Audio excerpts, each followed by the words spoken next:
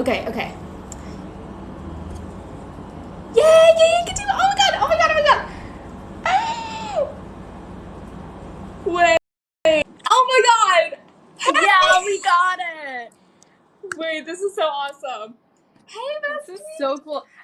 I think it's hysterical how we both were like, how does this work? I literally thought that, like, because I know that people can just hop on people's lives and then they get, like, invites all the time from, like, a bunch of random people. So I don't know how. That happens to me all the time where, like, whenever I go live, I get, like, 5 invites from, like, random people, Exactly. and I, like, So I was always like, it must decline not be them. that hard. So I was like, why is it so easy for them to do that? Exactly. Well, anyways, you're here. So, everybody, this is Nina, and she is the author of very popular book currently, Everything You Wanted, which is a mystery, thriller, YA combination, and it's literally on my TBR, and I'm going to order it like tomorrow or the next day because I really want to read it. Oh my god, I'm just so hyped for this book, and it's in Barnes and Noble in like 40 plus stores. She hybrid published it, so we got a lot to talk about because I know there's a lot of people right now that probably want to do what you're doing. So the first thing I'm gonna ask you is how I know you talk a lot on your account about like the pros and cons of hybrid publishing. Can you like go over that for us? Yeah. So whenever I tell people, like, oh, like, I hybrid published, they always look at me like I have 2 heads because they're like, what is that? And, like, I don't blame you. Like, I genuinely had no clue that that was a thing until I did it. And so it's basically like a mix between traditional and self-publishing where you can work with a publishing company, and you can, like, publish under their name, but you source, like, you get the money to publish by crowdsourcing. Ooh. So like a while back I had a pre-order campaign, and like my followers probably saw me like posting about it all the time where I was like, please pre-order my book. And so all of that money, like, my publisher made all of these rules. They like set the price and everything for it, and they said, okay, if you like hit your $5,000 goal, then you can publish a paperback. If you hit your $6,000 goal, you can publish a hardcover. So I'm actually working on a hardcover now. And so basically you get funded through crowdsourcing, and that covers all of the publishing costs. So this publishing group isn't putting down their own money for it. It's more like based on pre-order and demands, that's like how much you'd be able to print. And so I was lucky enough where like one of my TikToks about it like blew up, and then a bunch of people like saw it and pre-ordered, which was really, really awesome. And so because of that, I was able to publish with them. And with publishing with them, it's not like traditional publishing where like they hold the rights. They keep that like $6,000 for like publishing costs, like printing, like all of that other stuff. And also just like the staff that they hire for me. So like people who are editing and things like that. And so all of that covers that, but then I make all of the money after that. So after that $6,000 mark gets paid off, like, I get to keep all of the money. I keep all of the rights. So I could take this book and go to like another publisher and say like, I want to publish a sequel. And if they want to publish a sequel with me, they could do that because my current publisher doesn't have the rights to any of the characters, the storyline, or anything like that. So it's actually pretty cool. It gives you like a lot of freedom. And if you think about it, it's kind of like how Taylor Swift like left her old record label to own all of her own music. She's still working under a company, but she owns like all of her music. So it's the same way. And I think it's really cool because it gives authors the chance to own their own work and still get into stores. Because I know like a lot of self-published authors, like, they struggle with that because you can get into indie stores, but getting into Barnes Noble is a bigger struggle, and they won't let self-published authors have their books in Barnes Noble, which sucks. I know.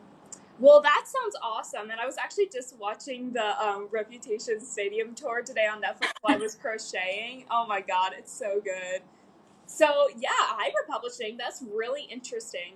So what are some highlights of your publishing process that you want to talk about, or like tips for anybody who might be watching who wants to do hybrid publishing or anything similar?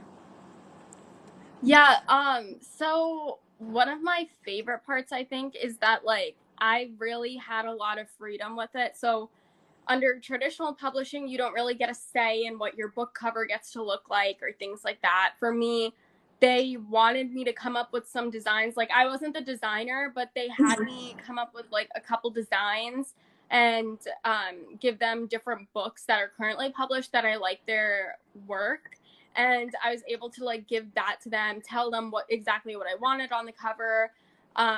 And then ultimately I was able to make the decision. They gave me a couple like cover mock-up designs. Ooh. And I could make that decision, which is like really big for me, because anyone who says that like don't judge a book by its cover, like shut up. Everyone judges a book by its cover. I don't know who came up with that saying, but at least I know that I do. So if I like needed to make sure that my book would have a good cover, and I was really able to do that.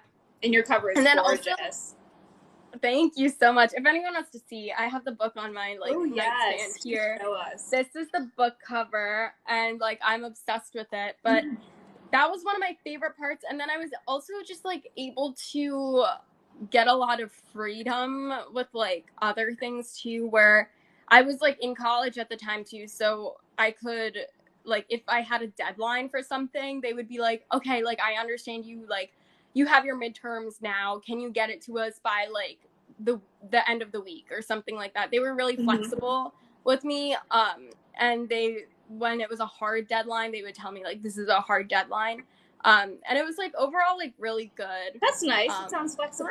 Yeah. The Night Owl 15 asks, what company do you work with for your hybrid publishing?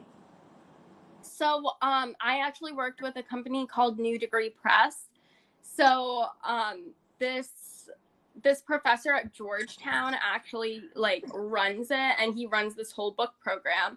And it's really cool. He's published like a bunch of authors in the past, and he like created this whole program. It was originally a class at Georgetown, and it was just for Georgetown students. And so I actually got an invite to join them through LinkedIn, because I had posted in the past about like how I'm a writer, and his TA actually saw it on LinkedIn, and then she went and invited me and gave me all of the information. Yeah, and I was like, at first I was like, is this a scam? Because sometimes there are like scammers on LinkedIn too. So I was like, is this a scam? But like she gave me all of the resources I needed to see, and it looked like it was like a really good deal. And I asked my parents, I asked like everyone, I was like, is this a scam? I don't know. And it didn't end up being one, and I just like trusted the process, and they were super good. So they are operating virtually now because of COVID, and they're publishing people who are outside of Georgetown. So like I don't go to Georgetown, I go to Temple University. And so it was really cool because people outside of that university were able to publish books, even some people outside of the country too. But I think you do have to be like an English speaker in order to like work with these other people. But yeah, it was a really cool opportunity, and like it's definitely like a good stepping stone if you're like a first time author too. So yeah, I liked it. Awesome. And it goes to show like networking really can take you far. Yes. Yeah. People really like don't think about LinkedIn. LinkedIn is huge. Like and it's not just for business kids too. Like I'm a business student, so most of my peers are on LinkedIn. They're always like working on their LinkedIn. But if you're trying to work in any sort of industry, you should be on LinkedIn, because you can connect with so many people that way. I need to like build up my profile. I made it once, so then I kind of let it be, but you're really inspiring me to get on there and like work on it. Oh my God. And yeah. Absolutely. You'll connect with a lot of the right people. You can connect with me on LinkedIn. I will. You know what? That's what I'm going to do. When I close this live, I'm going to go on LinkedIn, and I'm going to be like, Nina. I got you. So one thing I kind of wanted to ask you, and I forgot to put this on the little topic things that I sent you, but what's it like being an actress and the intersection between acting and writing? Because I'm also an actress that does writing as well, so I love to talk with other people who do the same thing. Yeah, so the whole acting thing, I've always just wanted to act for television and film. Me and my sister have like always been that way. I have a sister who's 4 years older than me. She's also really talented.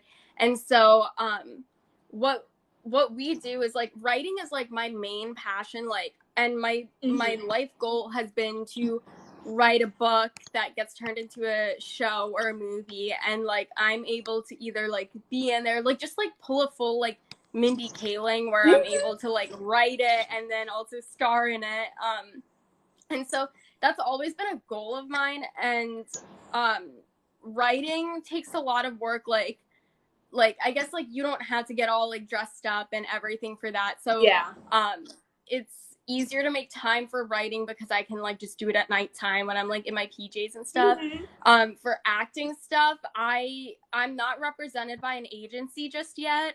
But I'm like working on that actively, and unfortunately this is just because like the industry and also like agencies aren't actively searching for a lot of South Indian talent because there are so many like there are limited roles already, so they don't want to like take on new talent if they can't give you roles. And I know this because my sister is represented by an agent in Philadelphia, and there are like 2 legit agencies in Philadelphia, and both of them have like their token South Indian girl for like our age group. So they will not take on like any new talent because of that. And so I'm like actively searching for that stuff, but I've just been responding to like open calls because now with COVID, there are so many companies that are doing just like open calls for for like undiscovered talent, which is really amazing. And like this will probably never happen again in our lifetime where like everyone is remote.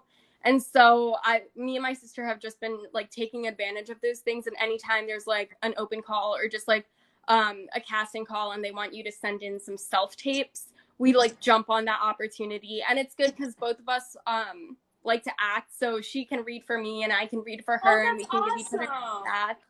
Yeah, so it's pretty cool.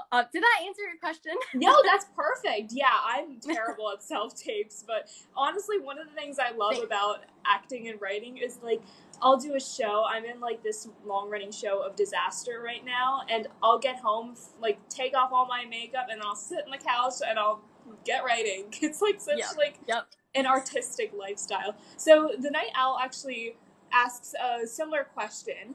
How hard is it to do acting and writing at the same time, and do you think you could do more as well? I actually kind of find it helpful, because I like to think of things through an actor's perspective and through a writer's perspective. I don't know. What do you think? No, that's a really good point. Like, when I'm writing dialogue, I think a lot of writers do this, where when they're writing dialogue, they, like, act it out, and they're like, why do you, like, I don't know, they just, like, say the lines out loud and make sure that it sounds realistic. And so, like, being an actress, too, like, I'm able to kind of see, like, what's realistic. And also, it just helps you understand how people think even more, because actors really have to bring a character to life, and they have to, like, show you their whole world. So in the same essence, like, when you're writing a book or, like, even a TV show, like, writing anything, you have to bring that world to life in some way. And it could be like in their mannerisms, in the way that they stand, in the way that they like pick at their hair. You pick up on these things and you can really put that in there. But it's hard doing both of them at the same time. I'm not going to lie, like time-wise. Schedule-wise, definitely. There are days where I do more acting and less writing, and then days where I like just write and like never act. And also it comes with the fact that like I don't get to do that many auditions because when they're casting people, like it's very rare when they're casting a South Indian. I've only answered like one casting call that specifically requested a South Indian, and that was for Never Have I Ever. There were like, because they did like a big open call for that, and that was like the moment, like brown girls everywhere were freaking out because we were like, this is our calling. But other than that, like I'm not able to submit to like casting calls that are like looking for someone who, this is really funny. I recently saw a casting call for someone who's ethnically ambiguous but is blonde. So, and it said a natural blonde. So I was like, right, how many people do you know that are ethnically ambiguous, like blondes? When they say was for that one. I know, when they say ethnically ambiguous, they literally mean someone who's like in like that browner skin tone, like someone who's either like brown or black, and they don't really like know who they're looking for. But most of the time they're looking for like blacks or Latinas. And so it's it's pretty rare when I get a casting call. So I guess in that sense I can devote most of my time to writing. Yeah.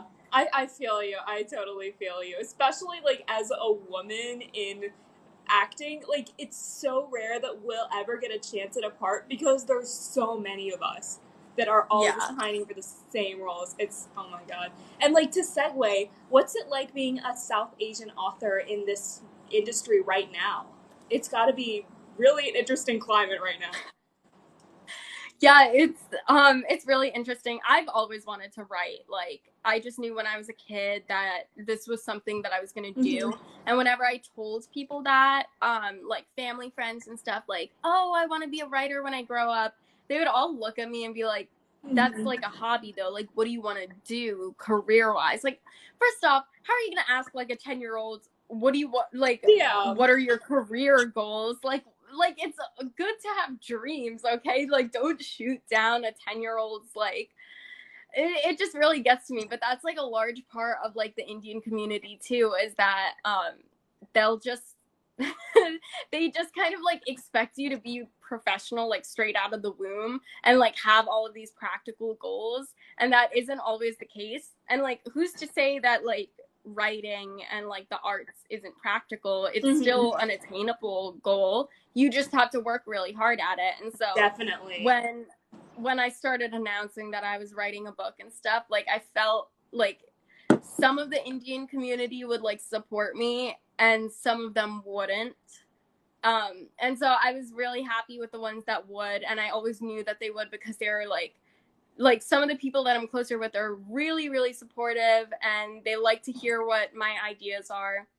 That's nice. But the others that wouldn't, like, they wouldn't congratulate me. They wouldn't ask me like how it's going. And I've also had like friends like this too, where that's happened, and it sucks. But like, that's what it's like to be a South Asian author. Is just like, you're gonna get these two sides to it, where some people are really excited, like, oh my god, a South Asian author, that's amazing, you know, the good side.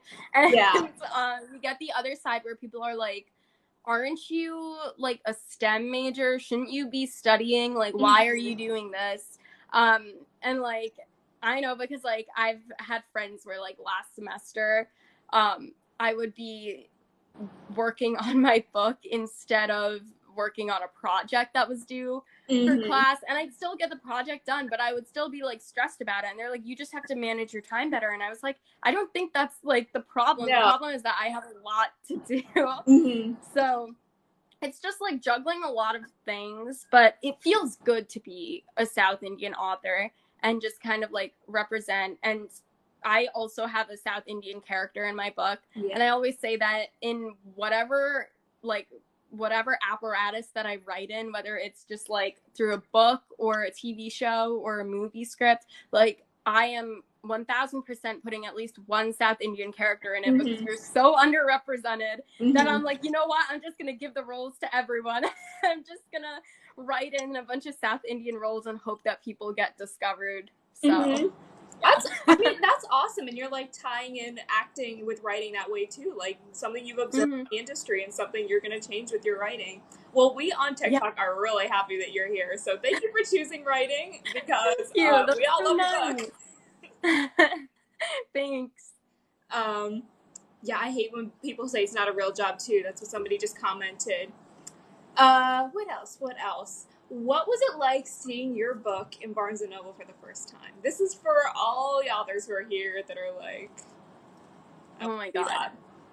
When I tell you, like I almost cried. Like, I was trying to not cry because I was like with my family, and I was like, I want to take pictures. I don't want to look like a hot mess or anything. But it was just so surreal. And so the first store that I got into was actually my local store. And so it's in Plaza Venezia, which is in Orlando. I don't know if anyone's like an Orlando local, but it was just like my local store, and I had gone there before, and I asked them to stock the book, and they said that they would. And so I was like so excited, and then they called me when it got into stock, and I was like, oh my god, this is so exciting. And I went there, and she showed it to me.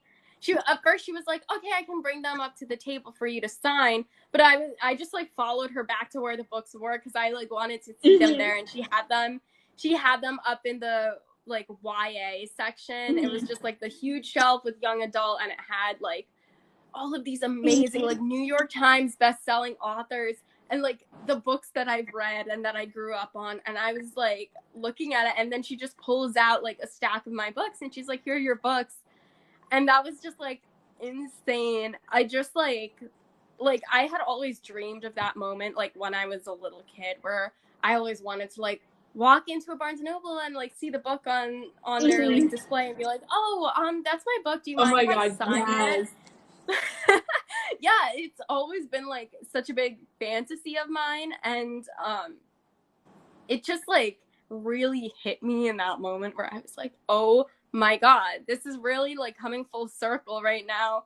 I'm actually signing my book. And it was even cooler because people saw me signing my book, and they were like, did you write that? And they were like, oh, let me buy it, like I'm gonna go check out now. And so that was also pretty cool. And it sold out in that same day too, which was pretty exciting. Oh my goodness. Well, that is literally all of our fantasies. Like, we've all just wanted to have that moment. And I remember seeing your TikTok about it, and I'm like, oh my god, I'm just getting teary-eyed over here just because but yeah, and being like a college student and writing, how has that been going? I know you talked a little bit about that earlier. Yeah, being a college student and writing, and I feel the need to like say that I'm not like long way of saying like technology related to business. And so like I do like coding and like different things like that, and like user experience design, and very technical things. And so when I'm doing those sorts of business projects in school, it gets tiring because I'm like, oh, I want to work on my book, I want to do this.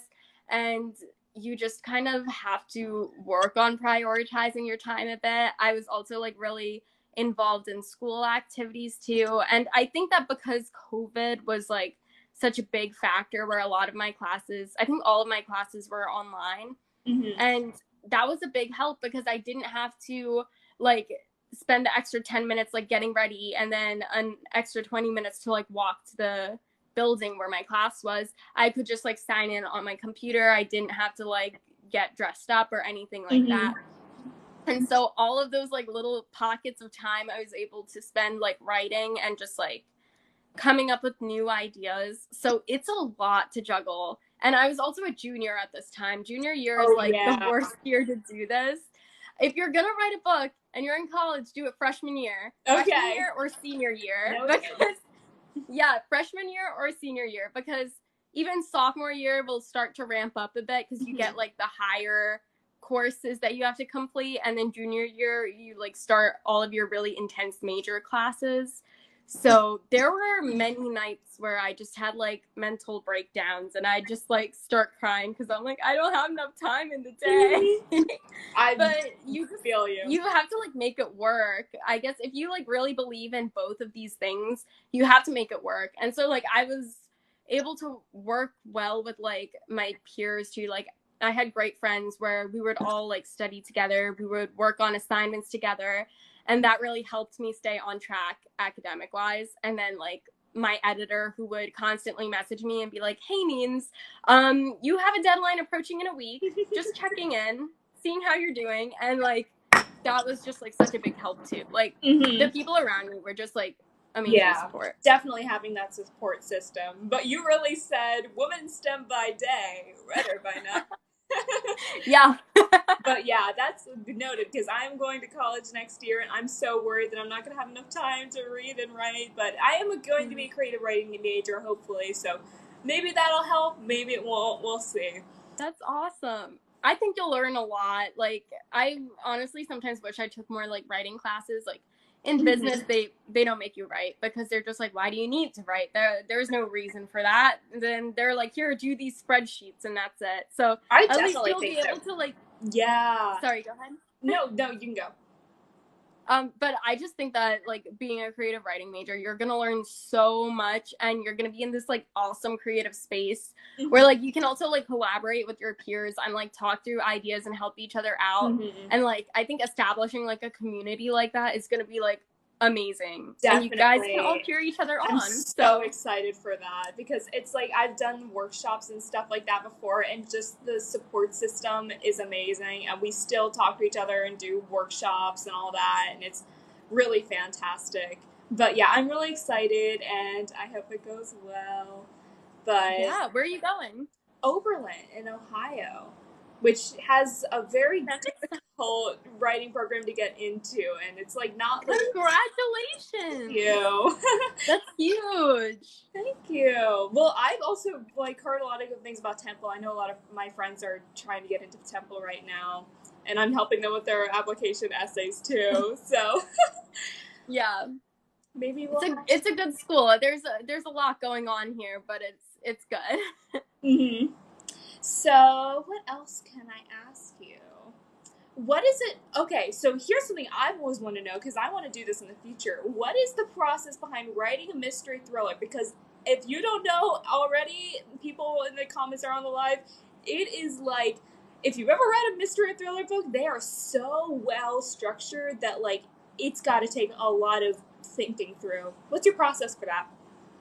A lot of foreshadowing. I think that like when at first I decided that I wanted to make it a murder mystery, I like had a mini like panic because I was like, how am I gonna do this? Because like most like mystery and like crime books, they really like think through like every single detail and they leave all of these clues.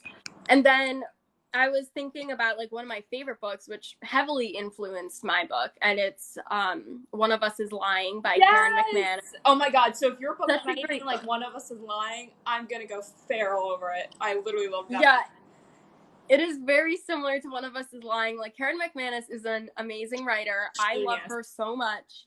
And so I read her book and I loved it because it's like it's not as intense as like a normal like adult crime story where they like go into extreme details about everything. You can tell that they do like a ton of research like for years to get these backstories. And Karen's book was just so easy to read because the clues were also easier to follow, and also she didn't have to plant all of these seeds like ahead of time. The story just kind of unfolded before the reader, and that was something that really like surprised me and also made me realize that like, okay, this is like possible. I could do this. So something that I did was I just kind of planned out like plot holes where I was like, I had to figure out the why.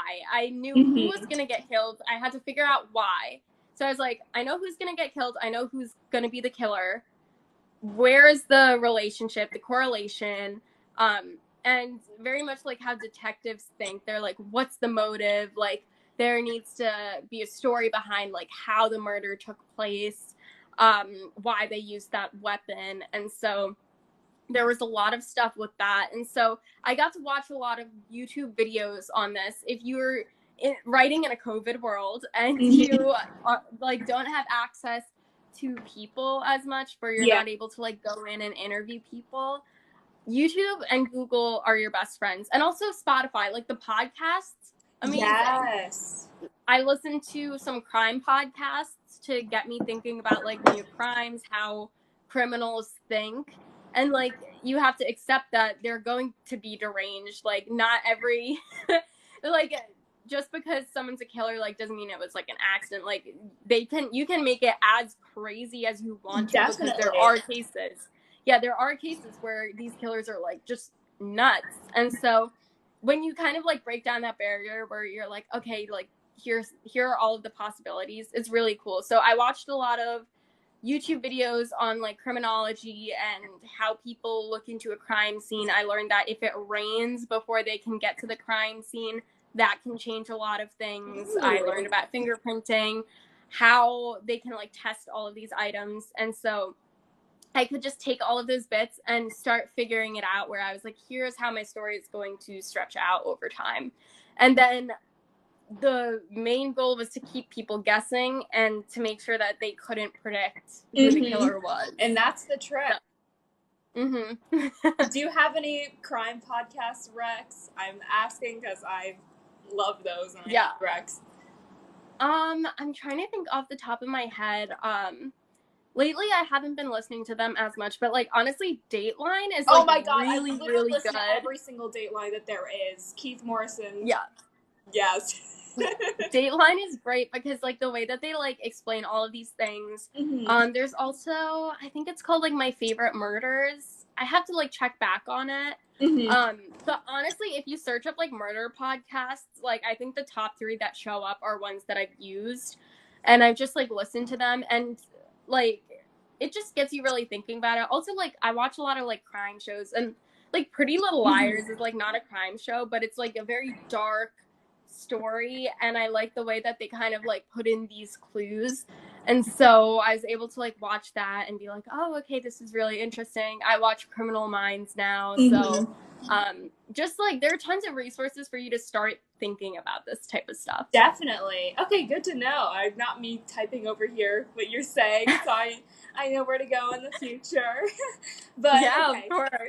One of the questions I really wanted to ask as a fellow TikTok author person is, what was your process for marketing via TikTok? How did you go about it? What was really your goal with that?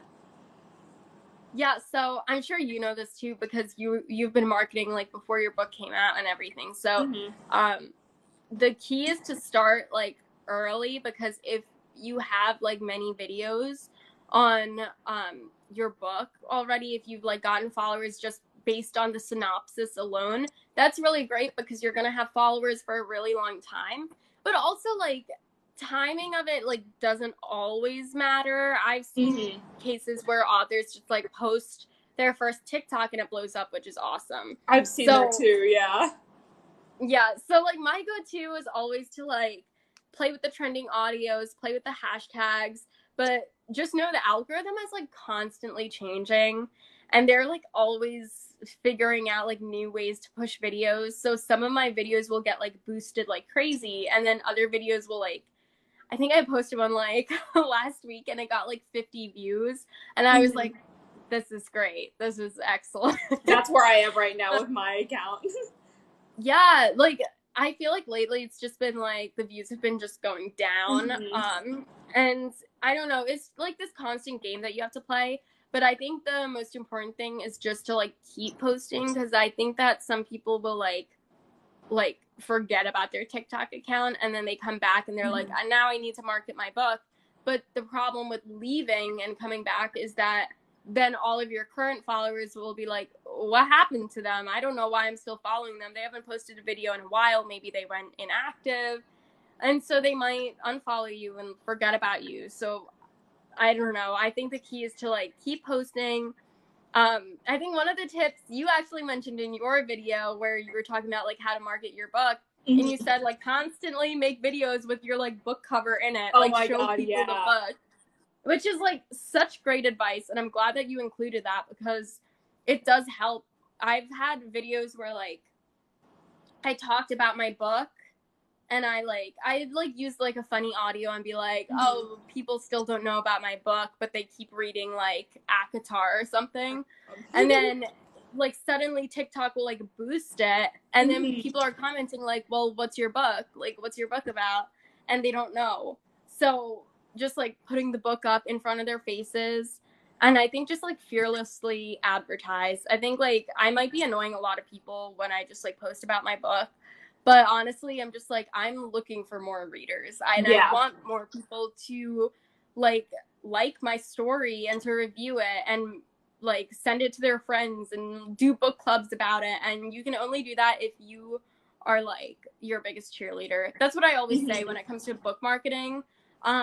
Unless you're with like one of the big 5 publishers where they have a whole marketing team set aside, you as an author have to be your biggest cheerleader. Like 100%. Give it 120%. Yeah, I definitely have. I've everything that you're saying makes total sense. I know I probably annoy people with how much I post as well, but I'm like, you know what? More posting means more for you page time. And definitely one of my tips that I've been finding is helpful is posting on the weekends actually will give you more engagement because I guess a lot of people Really? are on TikTok on the weekends. Yeah, I find as soon as I hit like the middle of the week, then my views go down, and then they kind of like skyrocket back up on the weekend. But I don't know. Good for Interesting. you. Like Good I feel like I don't post enough on the weekend. Maybe I should start posting on the weekends some more because whenever, like like, I I never feel have like I always time. have, like, plans. Yeah, I always have plans on the weekend. So I'm like, oh, if I'm not home, then, like, who's going to be home, like, on a Saturday evening and just be scrolling through TikTok? And I guess a lot of people are. Yeah, our generation. But yeah, what else do I have for you? If you could make a message to young authors about anything you want, what would it be? I guess my biggest thing is to, like, believe this like sounds so dumb because everyone says believe in yourself, but like really in any sort of like creative industry you have to believe in yourself. And again, Definitely. be your biggest cheerleader because like the world is filled with sharks. Like people are not going to help you out. You can think that like, oh, it's fine, I can like connect with these people. No, no one is willing to cut you a deal. And it's the cold hard truth. If you want something, you have to get in someone's face and say, excuse me. So like real quick, when I was getting into my first Barnes & Noble store, which really opened the door because I would like go into the store and I like totally lost my train of thought. No, But no. basically after my first store, I was able to get into 80 more stores across the country. And so when I was first going in there, I talked to an employee and I said, oh, hey, my name is Nina. I wrote this book. Like, do you think you could stock it? And he said, no. And he was like, I don't think so. Like, I think it has to be like dealt with through corporate. And so I was like ready to leave, like all disappointed and be like, this is just the way the world works. And then my mom was like, Means, why don't you go and like talk to the manager? Maybe like they know more. Sometimes the employees like might be new or like they just like don't know the exact process. So I was like, okay. So then I went back to him and I was like, actually, like, is there a manager around? Like, I'd love to like talk to them. And then she came over and then immediately she's like, of course we can stock your book. I would love to like let you know when it's there and then you can come back and sign it. So always ask around and don't take no for an answer. So like here's another little thing is that when I was trying to get into Barnes and Nobles like across the entire country, there's an email that you can reach out to someone at Barnes and Noble corporate and like ask them pretty much if they would review the book and then stock it in their stores. And so I had emailed them and they told me no. They said that it wasn't a title they were looking to stock in the stores and they didn't think that it would like do that well. And instead of just hearing that news and being like, well, this is it for me, like, I guess it'll only sell through Amazon, I was like, you know what? I'm going to take this into my own hands. So I just started reaching out to Barnes & Noble stores. And then Barnes & Noble stores started finding me and following me. And then they were like, okay, we just ordered your book to the store. Like, can you send us book plates? Can you, like, post about it? And I'm like, yes, I would love to. Thank you so much. So just like constantly believe in yourself and don't take no for an answer. People are gonna walk all over you. They're going to ask you for advice, not give you a thank you. That's happened before too, where I've given people advice and they've just completely taken it, run with it, not so much as a thank you from me. And I think that's why a lot of people in this industry are really like reserved and not willing to help out. So if you believe in yourself enough, you have to get in front of people's faces and be willing to put your book out there pretty much. Definitely. That's a good piece of advice because I know myself and probably a lot of my peers are just afraid to be confrontational. And especially, like, I think it's something inherently built into us women because we've learned Yes. that being confrontational just ends badly for us. So I think especially being a woman in the arts, like, you've got to really make those opportunities for yourself because a lot of people aren't going to want to hear you. They're not going to want to listen to what you have to say because you're one in a million and they don't care about you. So if you're making your own opportunities, then you're going to get somewhere. I forgot to address this question, but somebody asked, were you sad when you killed your characters or do you not get as close? That's a really good question. So for this character, I wasn't sad because when I think it depends on the character. And some people get really attached to their characters. And I don't. Bella, I know that you made a video about this the other day. And I saw it and I was just dying because I'm like literally saying I don't feel that attached to that character. Because I don't know, I just feel very like in control of the situation. And so when I was mapping out the characters and I was figuring out like here are my like 7 main characters and like these are their quirks and their biggest fears and like here's what they're into. And I was able to map all of that stuff out. I knew right off the bat who I wanted to kill, why I wanted to kill them.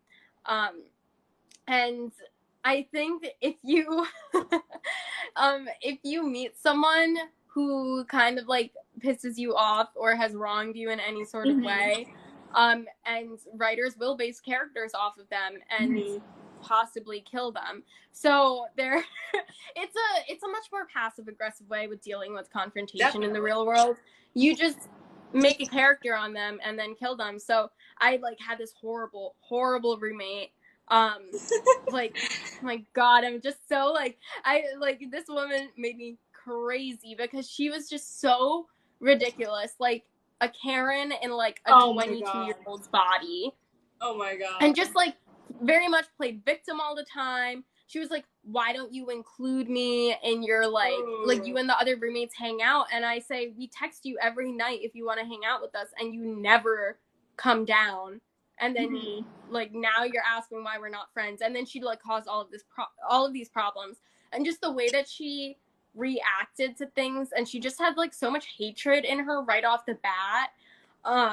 That really like channels into this character where like I had mapped out that character beforehand, but I wasn't able to like get down her mannerisms or the way that she acts all that well. And so this roommate, I guess, really helped me with that because I just felt so much anger against her. So because of that, I was able to kill off this character like instantly without a doubt because I was like, this is the right thing to do. But I think in the future I might be sad, but I think if you know it's going to happen, you're like mentally prepared for it. Yeah, whereas definitely. If you're a reader, you're like completely thrown off guard. You don't know who's going to die. And I feel like it also depends on the character. Like, every character I killed usually deserved it for several reasons. And most of the time they're men, so I don't feel too bad. I'm just over here like, okay, girl boss, get it. But yeah, and here's one of the questions I did really want to ask. Is there any part of your writing process that you feel is unique or you want to talk about? Like, do you plot, etc.? How does that work for you? Sorry, did you say do I plot? Yeah, do you plot? Yeah. Sorry, it like broke up for a second. Yeah, I do. It's kind of a weird mix. So like me and my friend Alicia, she's another author, also published with the same publisher as me. And so we were starting like a book pod or like an author podcast pretty much. And it'll be called Writers on the Block. You guys can like follow both of us for like more updates on that. But we were just talking about this the other day, like our writing process. And so for me, like one of the biggest things was figuring out who I wanted to write about. So it helps for me to like map out these characters ahead of time. And I don't even like, go the extra mile. So I remember like James Patterson does this thing where he like creates binders on his characters. I don't do How that. does I he have like time to do that? He writes like 18 million books. Yeah. Well, the thing is, he has people to Yeah, I also know. help him with that. Mostly But ghostwriting company, but yeah, but he has a lot of backgrounds on each character. Honestly, I think that that's really time consuming. If that's something that you find really fun and it works for you, that's fine. You can keep doing it. For me, I think it wastes a lot of time and it takes away from what I actually want to say for the character. You only have like a certain number of pages to get your story across. So you don't want to bore people by being like their favorite color was right. indigo and like this is the reason why. Like it's really unnecessary. Whereas like for me, like I could just, you could ask me like, oh, what's Ren's favorite color, and like I would just be able to like think about it and be like, oh, I think that her favorite color is purple, and the reason why is because her mom like has everything in her room painted white and she just wants that like little bit of color in there, so she adds like purple hues.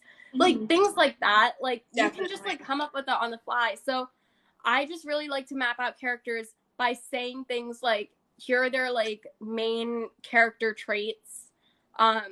If like, and also I kind of throw in like the typical things. So, you know, like stereotypes, like here's the jock and here's this, but I do it with a twist. So I'm like, here's the most beautiful girl in the school. Her name is Valerie. But here's the twist. She's nice. She's not like that mean girl that's like the most beautiful girl in school everyone wants to get with. She's this super well-rounded, beautiful human, like dropped from heaven type of girl, where she's beautiful inside and out. And that's something that I feel like a lot of books don't talk about, and like definitely, I feel like so many of those girls exist in real life, and no books talk about it. Exactly. I've met tons of like beautiful humans inside and out, and I'm just like, why? Look, what's with all of the stereotypical stuff? And so I like really kind of summed it up in that way, where I said like, Ren Clements is super smart, but she also has like a very overactive imagination, or she's very like pushy. So I can like kind of take those things. So these characters are very well rounded just from that like single sentence. So it just kind of like hooks them in that way. And then I can map out things like what's their biggest fear, what's their biggest want. And that should tell you enough about the characters. And then I just started like, I drew like a plot diagram, I remember, like a general like English class plot diagram. As soon as I knew the characters inside and out, I was like, right, so where's the story taking me? So I drew, like, I wrote down at the, what is it, exposition, the beginning part. I did the exposition, the climax, and then like falling action, and then resolution. And then I filled in everything in between, where I was like, okay, how do I build up to this point? How do I fall down from this point? How do I keep people interested? And that's the best way that I could plot.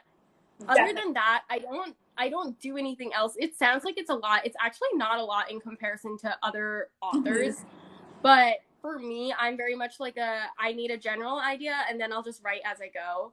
Yeah, I'm very much similar in that. Like, especially what you were talking about with the characters, that's what I do. I honestly like to write, make my first draft, discover who my characters are in my first draft, and then go back and like fix any inconsistencies.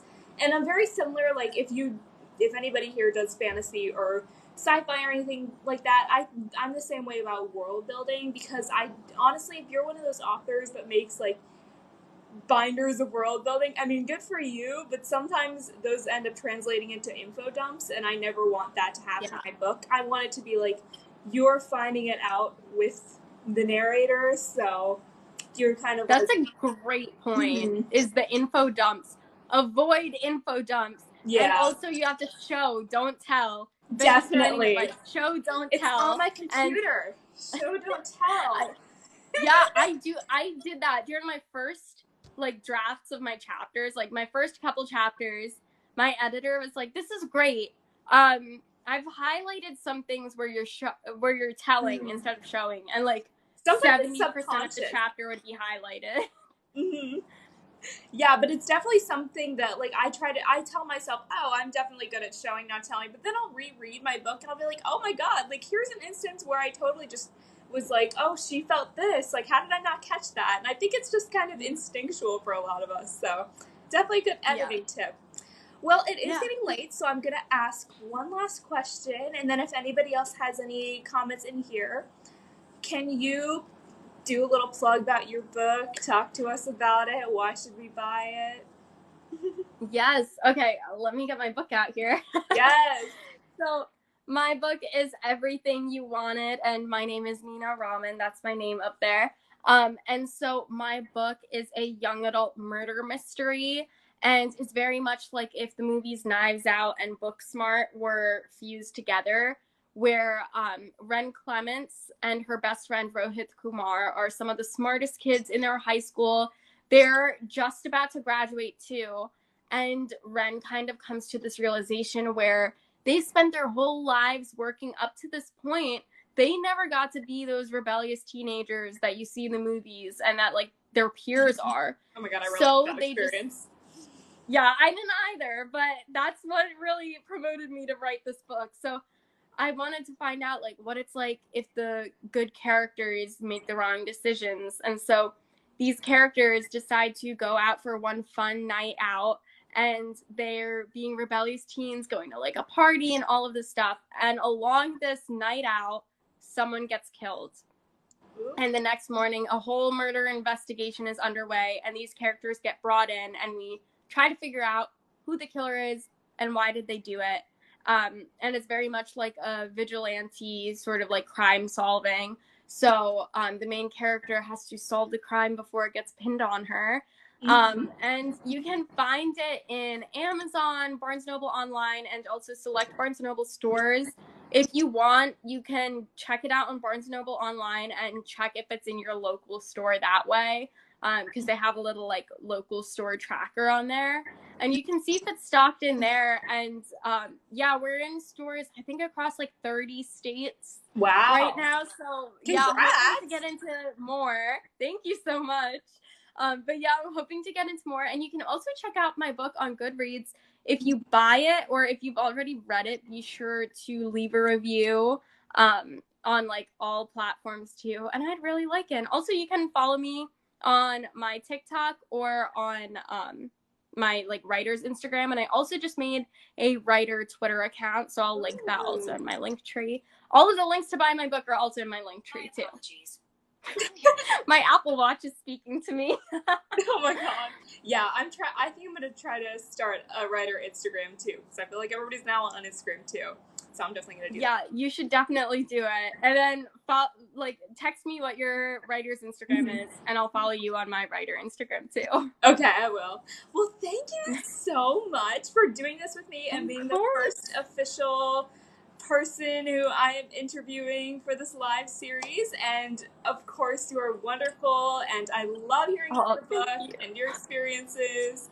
So thank you so much for doing this. No, thank you so much, you guys. When Bella came to me like with this idea and she was like, I'd love for you to be the first author, I was like, yes, please. This is such a great idea. It's super great because I know a ton of people are looking for writing advice and also just like are looking to read from new authors. So this is fantastic. Thank you so much for putting this on.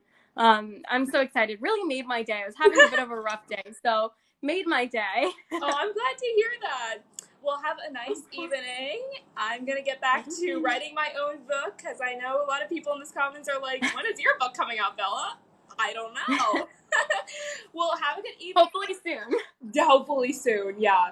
Have a good evening, and I'll see you on my For You page. Bye. Yes. Okay, bye, everyone. Thank you so much. Bye.